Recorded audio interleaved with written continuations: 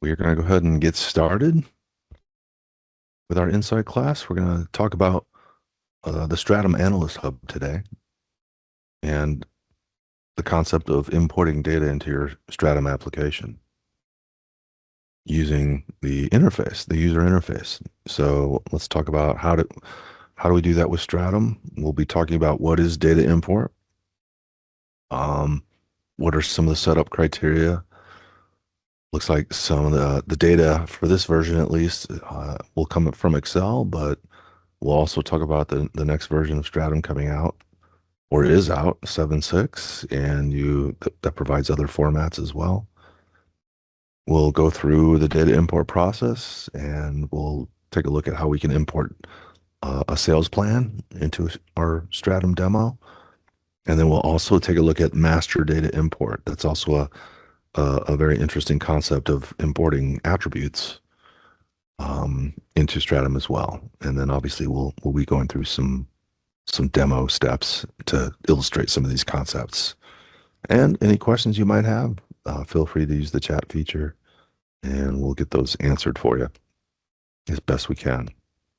So today, again, concentrating on the Analyst Hub. As we can see here is the Stratum data, the complete data hub. And as we can see, Stratum Analyst Hub here on the lower left quadrant. And this is about getting data into Stratum using the tools within the interface, the user interface to actually allow the users or some users to import data into Stratum. And when we talk about importing data, we're talking about sales plans or budgets. These types of, files would be perfect candidates for that type of import. This slide kind of illustrates the different types of imports that probably you have going on within Stratum today. And of course, we're still importing data from the ERP tables. Um, whatever ERP you're running, that continues to run. Obviously, that's going to not ever stop. You're going to always be extracting data from your ERP. And as we can see here in the middle, there's a process of importing Excel, and that can actually be handled if you do have any Excel data that you want to import in, that could be handled by the users through the Analyst Hub. And we're going to be talking about that, primarily focusing on that concept today. Of course, there's other types of cloud sources that are becoming more prevalent for importing data into Stratum as well. But today's focus is getting that Excel data into the import Analyst Hub. And then, of course, we won't concentrate mostly on the upgrade. We'll talk mostly about the current release today. And then for 7.6, we do have a new session in a few more weeks that will focus on the 7.6 features. So data import, first of all, it's a licensed product. So it's something that you'll need to license if you don't have access to it. You can always feel free to contact me and we can discuss it. But if you're on a named user license for Stratum, you do get access to it immediately. And then also, as you can see, there is a license. If you're not on a named user license, that is something that you would need to license. If you're not sure, again, just contact me and we can talk about it. And another requirement is that your Stratum database needs to be on Microsoft SQL Server. So if you're running an iSeries and you're running Stratum database on an iSeries, this will not work. Who can use this? Basically, security and view administrators have full permissions. So normally you're going to want to deem, any users that want to do this to give them admin privileges or at least view administrator privileges, probably not security administrator, right? You can give advanced and casual users access, but there's you just have to supply a link to the data import screen. Okay. So, and you can use a user link to do that. So that is possible, but it's just not as um, elegant. That probably is the right word for that. So what needs to be set up? Well, there needs to be a category that needs to be set up, right? So you still have to have a category within Stratum to designate it as a user-controlled category. And, this entails setting up also an import calendar for that category within Stratum. So that needs to be done. And then within the interfaces, you can see you'll designate the category as a user controlled category, meaning that the data now from now on would be imported by user as opposed to some corporate system. So as you can see, you would then change whatever category you want to use to make sure that it's designated as user controlled. So once that's done, you do need to do a full process to let it process overnight, or you can do an ad hoc process, but it is a full process, which will take the lock the users out. So just be aware of that. But once that's processed, then you can start importing the data into that category. Um, Again, this is data coming from Excel. This is not something that you would want to run on a daily basis, like ERP files or ERP data. Um, it's again, the interface is used here to import the data, and the data can be budgets, plans, market trends, weather. It gets a little wacky here, but you can import whatever you want essentially, as long as it has a timestamp or it's has some sort of time period associated to the data.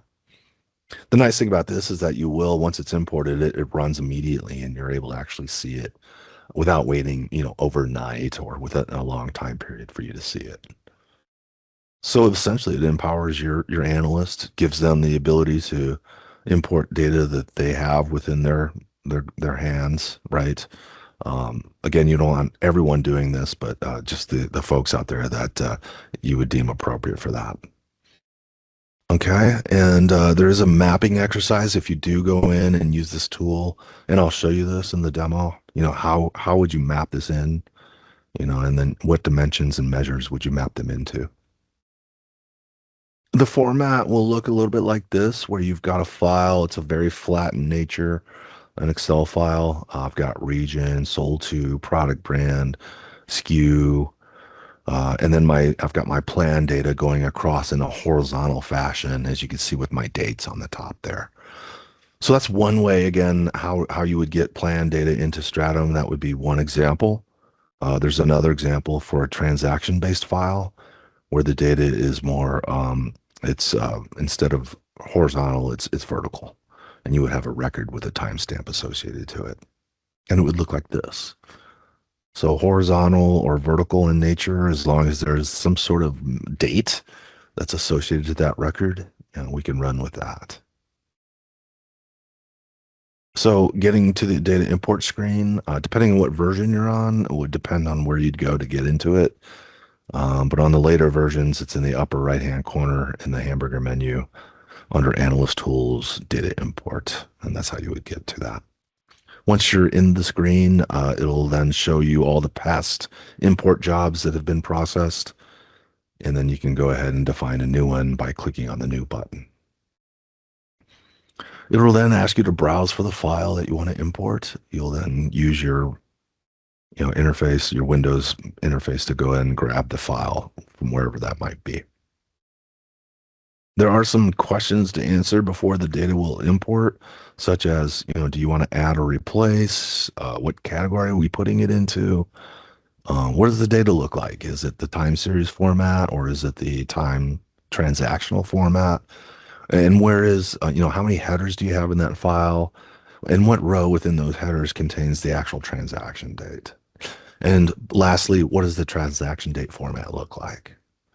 So I know it seems like a lot. It's really not. And then once you do that, you'll get used to it, obviously. And then it's if you need to replace data or add append into it, it works quite nicely. So I've used it extensively, and it's nice and easy, which is not also good. So here's an example what it might look like when you import the data into the import screen. You'll do the mapping accordingly. You'll tell it, oh, that's a dimension and it's region. That's a dimension it's sold to, and so on and so forth, until you map everything in. The data itself, the plan data gets mapped into a measure, and then you'll be able to tell it what measure it is that you want to map it into. You can also ignore different columns here that you may not want to import, such as the description data. Oop, went a little too far there. Okay, so um, once you kick off the process, you do the mapping, you're ready to kick it off. You can then verify. It'll then tell you that everything looks good. If it doesn't, you'll need to address, what issues you might have. But, normally issues might be, maybe the data within a dimensional column is longer than 25 characters, which is the max. So things like that might pop up. Well, you'll have to resolve those before you can get that data imported. You'll get an email once the import is ready, and you'll be able to actually go in and then start using the data that you just imported in. Here's the data once it's imported, as you can see. It's now in the interface where I can then use it to compare against sales, have the ability for users to actually see what the plan is, and then compare it against their sales transactions. So again, that's just so talking, switching gears a little bit, that was importing sales plan data. There's also an aspect here of importing master data as well. So perhaps you might have an analyst or an attribute that an analyst might want to import that may not exist within the ERP. And it could be anything. It could be a height, weight, a measurement, a unit of measurement, another a customer manager name, whatever it might be. You can have analysts import that in again using Excel. And again, this is part of the analyst hub, so those license situations are still there, so that nothing new. It's just a redundant slide at the end of the day. Same thing in terms of import. You want to make sure that if whoever can gain access to this will be a view administrator. I kind of talked about this, but you can add attributes in. This is just from the help text. I want to kind of go a little bit further here to get to the demo. But essentially, you're just adding in attributes. You can define new data summarizations because if you do add in the attribute, you can make it a dimension and you can aggregate on it. So it's really cool. I'll show you in the demo how exactly it works. Here's what my file looks like, where I've got a product, and then I've got a couple of columns here with my marketing codes. So you might be running a promo, and you might want to associate a promo code to each product, whereas you can then have your own file that makes those associations to your products, as an example. Again, data mapping, you would go into the import master data menu, and you would then go in and map the data just like you would with the sales plan data, and you would tell it what dimension and what attribute field to map it into. You do have to set up just like a category, you have to set up a user controlled attribute so that it knows where to put it. So there's some setup, very quick and easy. A full process needs to occur, and then you can start importing your attribute. Here's an example of what it looks like when you're aggregating it on the attributes that you've just imported it from your Excel file. As you can see, I am then able to actually aggregate my products by those attributes that I'm importing in. Pretty cool. That's me. That's my number. That's in a way to get to my email. That's my email, actually. Uh, Call me, email me if you have any questions about your licensing or anything else. If you want to concentrate more on the product, see a bigger demo, talk about it, let's do it. Just contact me and we can talk about it. Let's talk about how to do this. So we'll go into our interface. And as we can see in my hamburger menu, I can go into my analyst tools, and I can go in and gain access to my import features that we just talked about. Also is the ability to go in to manage things and to set up that category and that user controlled attribute that you need to set up. So once you have those set up, then you can go in and start importing data into the category and user controlled attributes. Again, those menus are not really anything special. It's just the ability to set up. As you can see, I've got a couple set up for user import. My opportunity data and my sales plan data are my only two that I have set up. All right, so let's take a look at importing some sales plan data. So I'm going to select my data import. It's going to take me to all the data imports that I ran before. And I'm going to click on new. before I do that, I'm going to go look at the file, and we're going to bring up the file. Actually have it already up. So here's my file. I can see what it looks like here. I've got region with a long description that I'll end up ignoring. I've got my customer sold to, product brand, product, and then all my plan data going across in a horizontal fashion. I've got one header row with the dates in it that look like month, day, and year. Okay.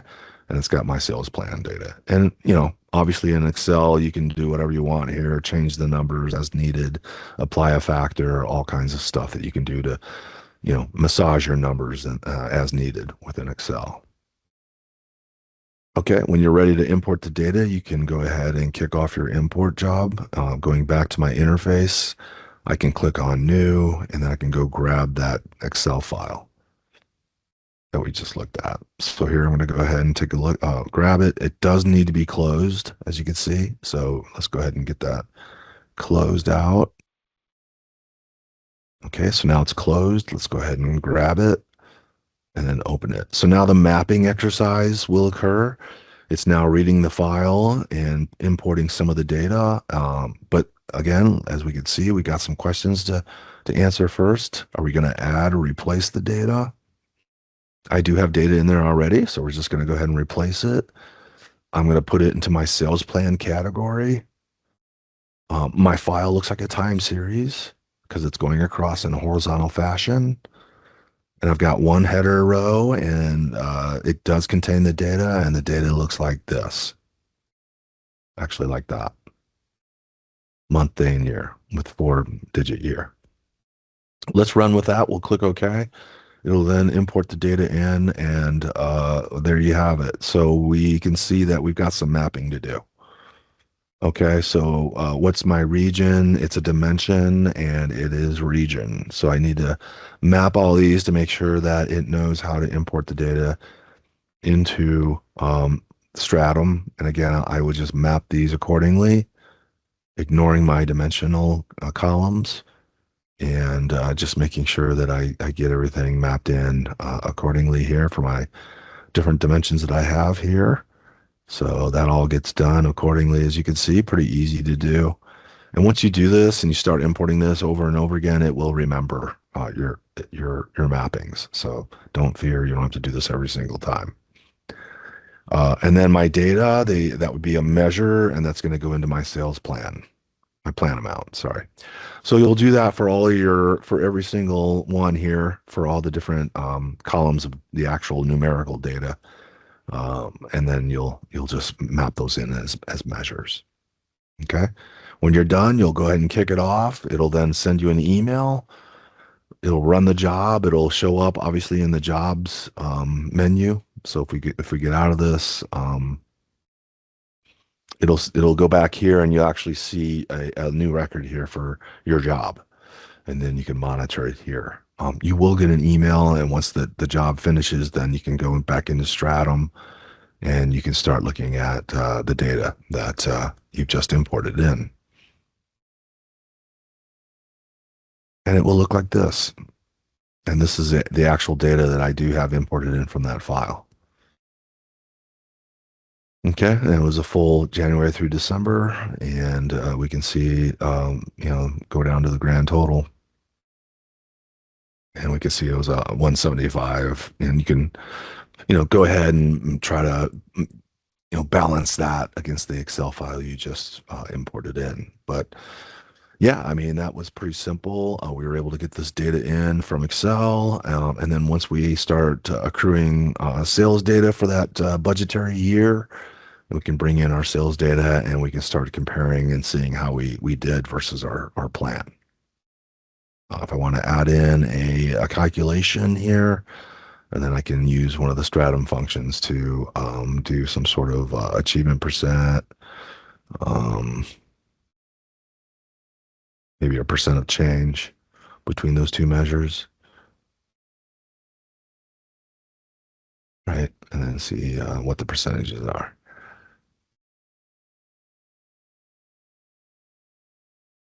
I could, name that a different name, of course, but we can see here that we've got our percentages and I can do sorts in ascending fashion to see where I missed, where I didn't have a budget. Maybe I didn't obviously budget the entire business, but I can kind of see how that we can go down and see where we do have a budget. And there we can see pretty good hits, some misses there.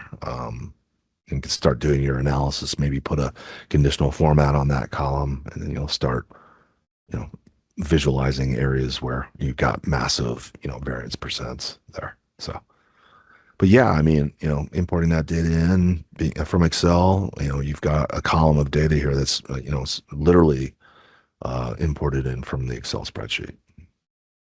Okay.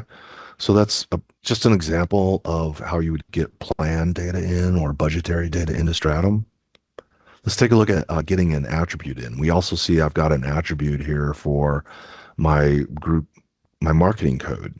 So I can drill that to my marketing code and I could see, which one of these products and what marketing code was associated to those products. Well, where did that come from? And we could even aggregate it on marketing code. Check that out. And I can then see how my marketing codes, what regions they were run in, and the programs, and for what customers for those marketing programs. So how do we get that data in? Well, again, you're going to set up the attribute, right? So first things first, you got to go in, set up an attribute to make sure that it's available. There's my product marketing group code attribute. If I were to set up a new attribute, I would then go in and have to fill this in, give it a name, and associate it to one of my hierarchies. Is it a product attribute? Is it a customer attribute? So, your setup needs to be done first before you can import any attributes. So I would have to set this up, save it, and then, let the nightly process run before I can then go ahead and start importing my attributes. All right, but once that's ready, you can go in to your analyst tools. And in this case, instead of data import, we'll be using master data import. We'll, again, it will show prior jobs. Looks like I ran this, a while ago. We'll go ahead and create a new job and we will select the file that we want to grab our attributes from. And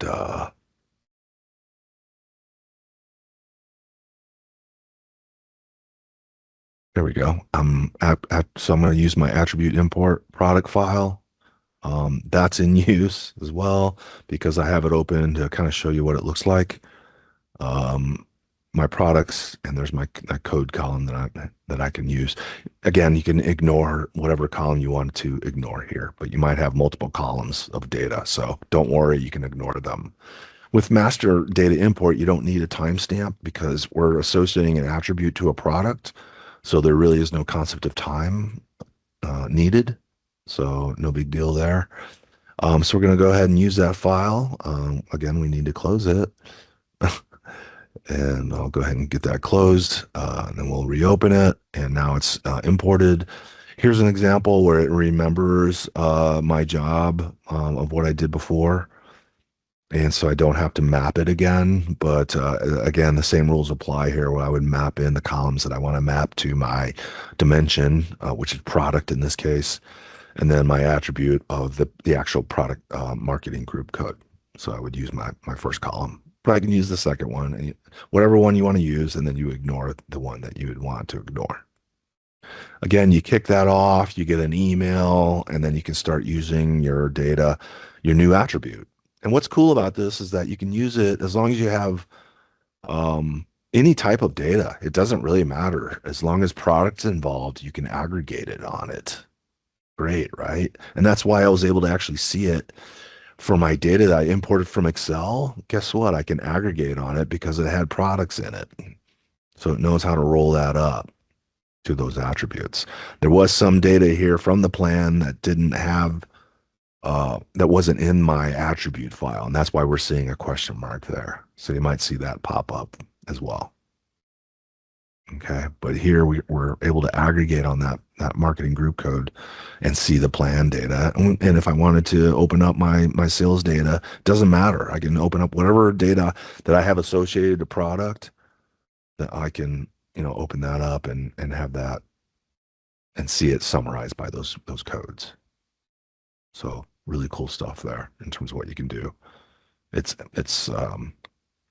limitless in terms of, actually there's a limit. You can set up 99 of these per dimension. So that's a lot. So I don't see anyone challenging that. Um, it's quite robust in terms of what you can do there.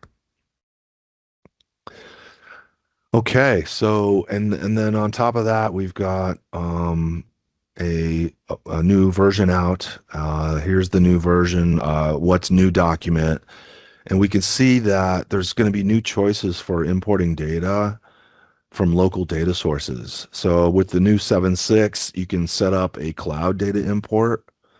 You can set up an import from a SQL Server database table, a text file or a CSV, and then of course Excel is still an option.